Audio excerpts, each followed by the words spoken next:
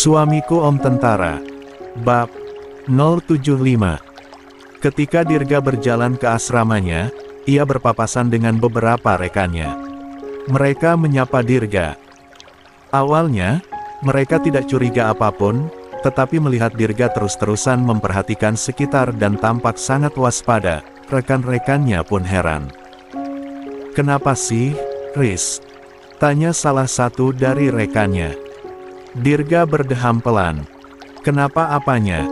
Aku nggak apa-apa tuh," jawab Dirga cepat.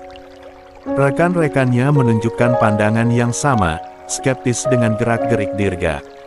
Pria itu malah semakin mencurigakan. "Yakin, Riz? Kamu nggak habis melakukan kesalahan, kan? Kok kayaknya dari tadi kamu waspada banget. Ada apa sih?"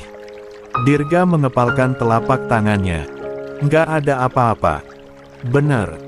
Terus kamu dari mana tadi?" "Oh ya, para anggota berniat untuk menjenguk Danki. Kabarnya Danki sudah membaik dan aku mau balik," kata Dirga. Mendengar soal Danki disebut oleh rekan-rekannya malah membuat Dirga semakin ingin segera pergi. "Riz, apaan sih? Main pergi aja," protes rekannya. "Iya nih. Sikapmu juga aneh. Abis ngapain sih? Jangan-jangan kamu abis ngelakuin sesuatu ya?" Salah satu rekan Dirga itu sebenarnya hanya berniat bercanda, tetapi respon Dirga seketika membuat mereka kaget. "Brengsek. Bisa diem gak sih? Nggak usah nuduh-nuduh sembarangan," seru Dirga. Rekan-rekan Dirga syok. "Lah, kok malah ngegas sih? Aneh banget. Jadi bener kamu abis melakukan sesuatu yang..." Dirga mengabaikan ucapan rekan-rekannya dan buru-buru pergi ke asrama untuk mengambil beberapa barang miliknya. Sesampainya di asrama, Dirga bergerak cepat mengamankan kartu-kartu yang penting. Ia kesal dengan rekan-rekannya karena gara-gara mereka Dirga jadi membuang-buang waktu. "Dasar banyak bacot. Ganggu aja," gerutu Dirga. Selesai mengamankan beberapa barang untuk ia bawa kabur, Dirga segera keluar dari asrama. Namun, niatnya untuk kabur pupus seketika saat di depan sana ia sudah dicegat oleh polisi militer. Ada apa ini?" tanya Dirga. Dirga langsung dibekuk oleh polisi militer yang menghadangnya.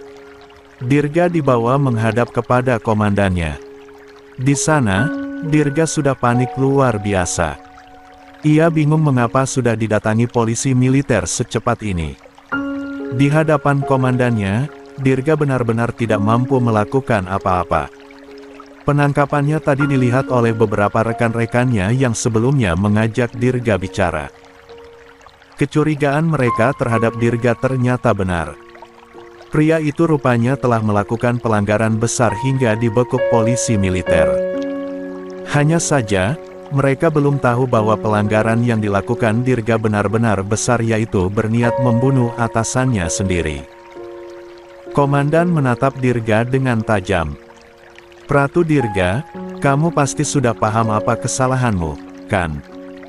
Kapten Firza sudah menghubungi saya tadi dan menjelaskan apa yang kamu lakukan padanya." Dirga membelalak. "Komandan, tolong jangan hukum saya. Tolong ampuni saya, Komandan. Saya khilaf. Saya nggak bermaksud untuk melakukan hal itu." Si komandan menatap tajam kepada Dirga.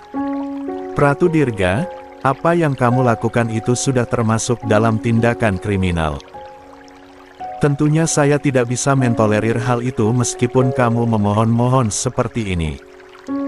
Dirga tidak bisa lagi menahan air matanya. Ia ketakutan. Saya benar-benar nggak bermaksud melakukan itu. Saya sadar itu salah, jadi tolong ampuni saya, Komandan. Saya nggak akan mengulangi perbuatan itu lagi." "Tidak bisa, Pratu Dirga. Aturan tetaplah aturan. Tindakan kamu tidak bisa dikatakan sebagai khilaf.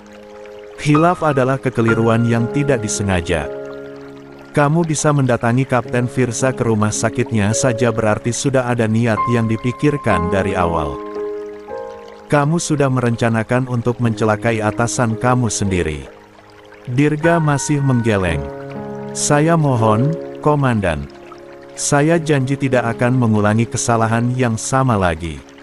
Saya akan berubah menjadi lebih baik. Tolong jangan hukum saya, mohon Dirga.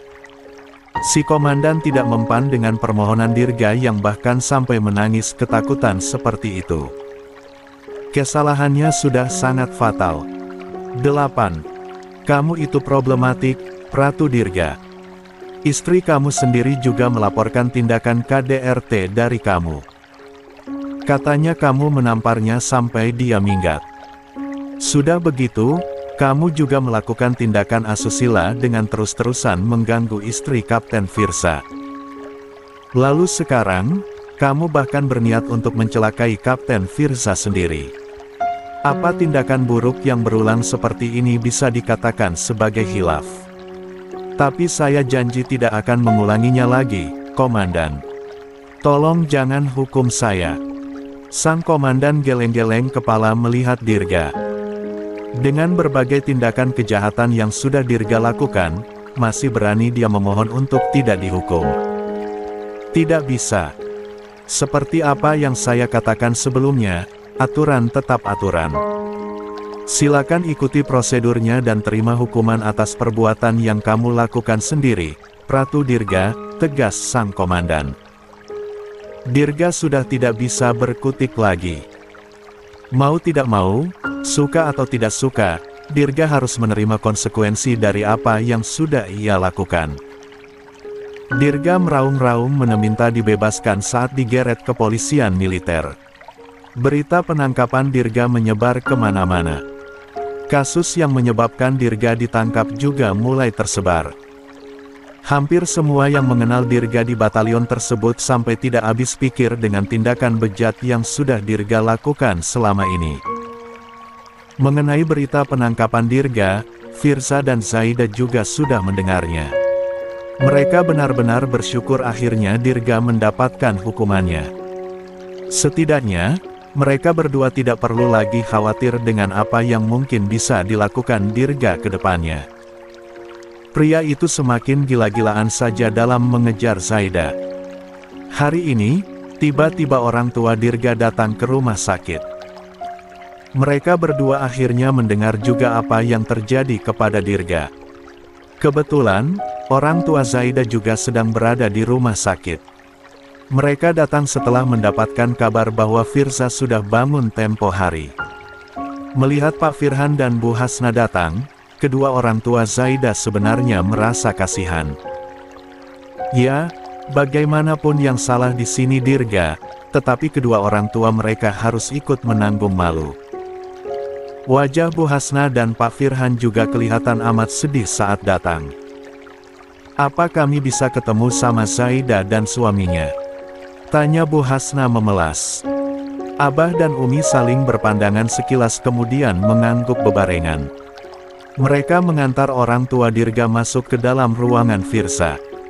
Di dalam sana, Zaida hanya sedang berdua dengan Firza. Bu Nyai dan Pak Kiai juga sedang pergi membeli makanan. Zaida, nak Firza, ini ada yang mau ketemu, kata Umi. Firza dan Zaida menoleh. Di sana, Bu Hasna dan Pak Firhan langsung mendekati Firza dan Zaida. Zaida, Pak Danki, tolong maafkan Dirga. Tolong jangan biarkan dia dihukum, Pak Danki. Bu Hasna menangis. Saya mohon, Pak Danki. Saya tahu Dirga sudah melakukan kesalahan. Tapi, itu semua juga salah kami sebagai orang tua yang tidak becus mendidik. Tolong jangan hukum anak kami. Pak Firhan ikut memohon. Zaida nelangsa melihat kedua orang tua Dirga sampai memohon seperti ini. Biar bagaimanapun, selama ini kedua orang tua Dirga selalu baik. Memang Dirganya saja yang luar biasa di luar nalar. Orang tua Zaida yang melihat Pak Firhan dan Bu Hasna memohon-mohon seperti itu juga merasa kasihan. Masalahnya, Abah dan Umi tahu betul betapa kerasnya perjuangan kedua orang tua Dirga untuk mengusahakan anaknya menjadi tentara. Setelah Dirga berhasil menjadi tentara, mereka juga amat bangga. Namun, Dirga justru menyia-nyiakan semua bantuan orang tuanya dan bertingkah ke jalan yang salah. Firza menghela napas panjang. Ia tidak tega setiap kali melihat orang tua yang memohon untuk anaknya. Kasihan. 9. Sekali orang tua Dirga. Mereka sudah baik-baik mendidik Dirga, berusaha menjadikan pria itu menjadi anak yang baik pula.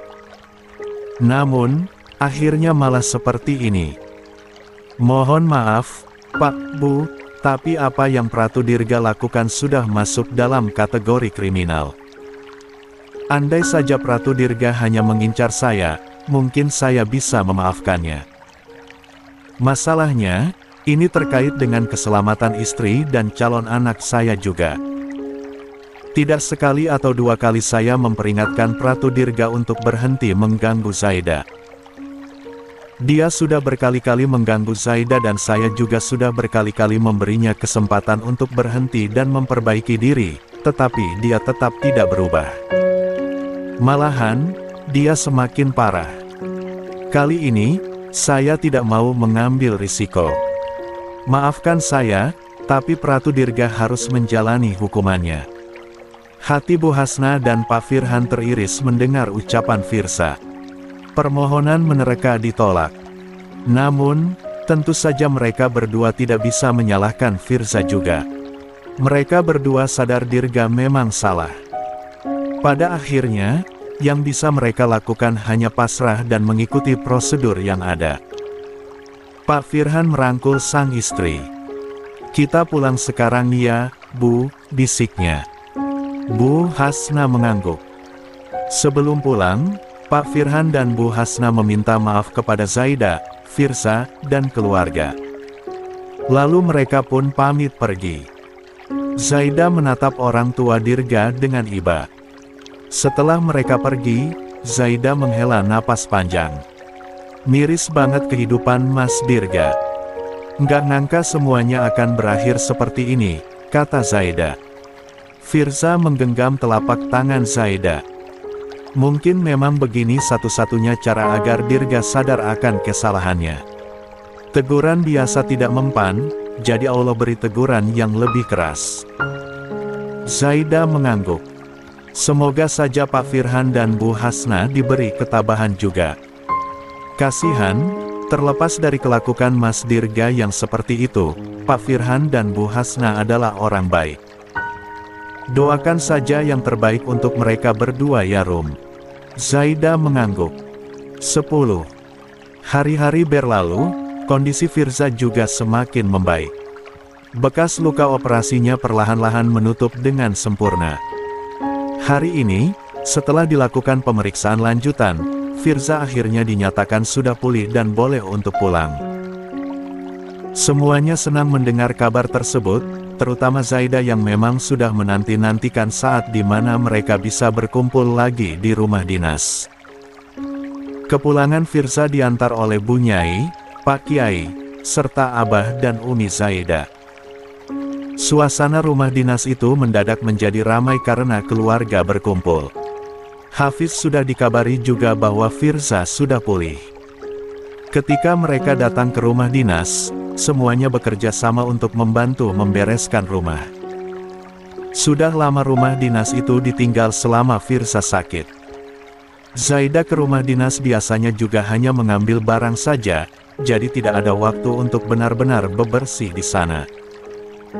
Setelah bersih-bersih bersama, Zaida menyiapkan makan siang bersama dengan Umi dan Bu Nyai. Mereka makan siang bersama hari itu. Selepas lewat zuhur, Pak Kiai dan Bu Nyai berniat untuk kembali pulang.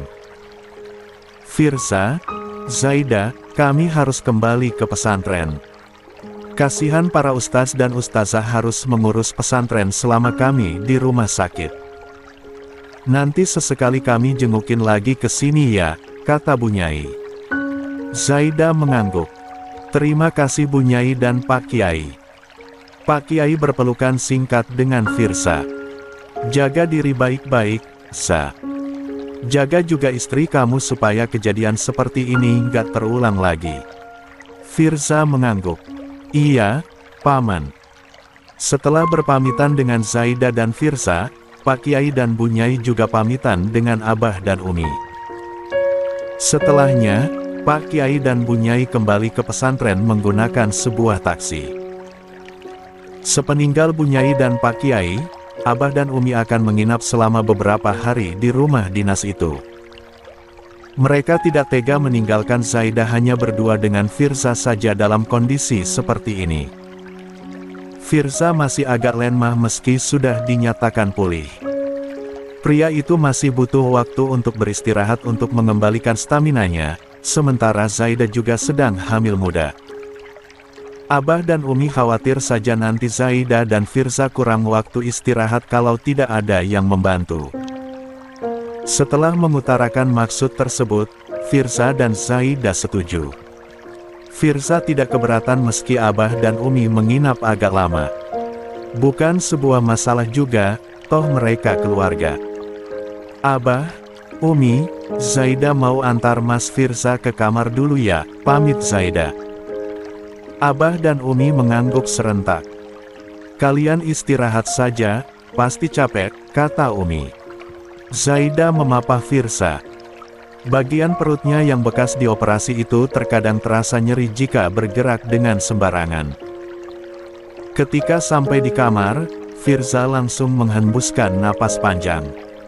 Akhirnya kita sampai di kamar ini lagi, kata Firza lega. Rasanya seperti sudah sangat lama ya. 11.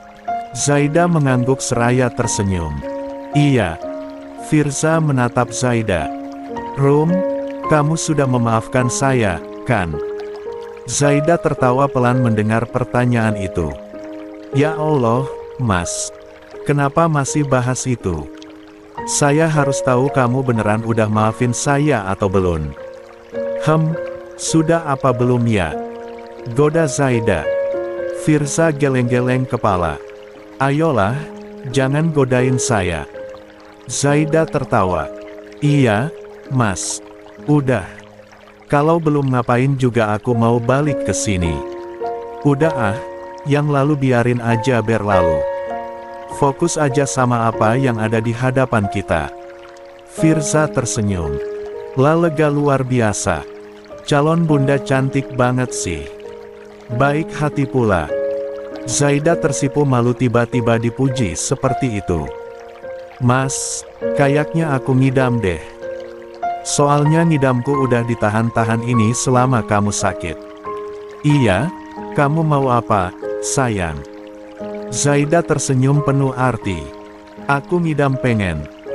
Firza menatap Zaida dengan ekspresi penuh penantian. Pria itu sepertinya juga merasa bersemangat untuk meladeni ngidam Zaida yang belum sempat ia lakukan selama terbaring lemah di rumah sakit. Pengen apa nih? Pengen dicintai seumur hidup sama kamu, kata Zaida seraya tertawa senang. Firza geleng-geleng kepala. Cekak, Zaida, sekarang kamu bisa gombal juga ternyata. Zaida lanjut terbahak-bahak.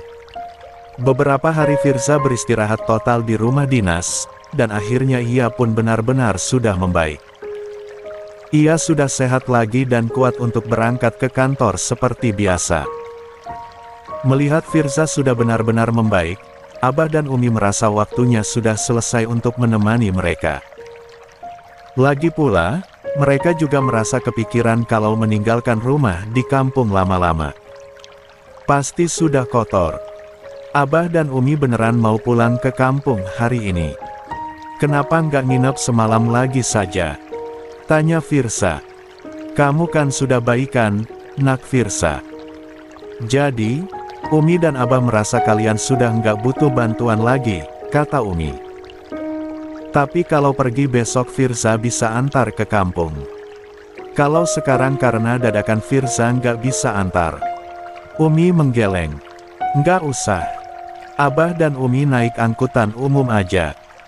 Sudah, mending kalian fokus saja sama kehidupan di sini. Umi titip Zaida ya, nak Firza. 12. Firza mengangguk. Siap, Umi. Saat pamitan, Abah mendekati Firza dan memberikan pesan khusus kepada menantunya itu. Firza, Abah serahkan lagi Zaida sama kamu. Ingat, Abah nggak mau terjadi hal buruk sama Zaida dan juga calon cucu Abah. Ini kesempatan terakhir untuk kamu. Jadi, tolong jaga Zaidan dengan baik dan jangan mengecewakan Abah dan Umi lagi. Firza mengangguk. Firza janji Abah. Ditepati kalau janji. Omongan lelaki harus bisa dipegang. Kalau sampai terjadi sesuatu lagi sama Zaida, Abah nggak akan kasih Zaida lagi ke kamu. Ingat itu, ancam Abah.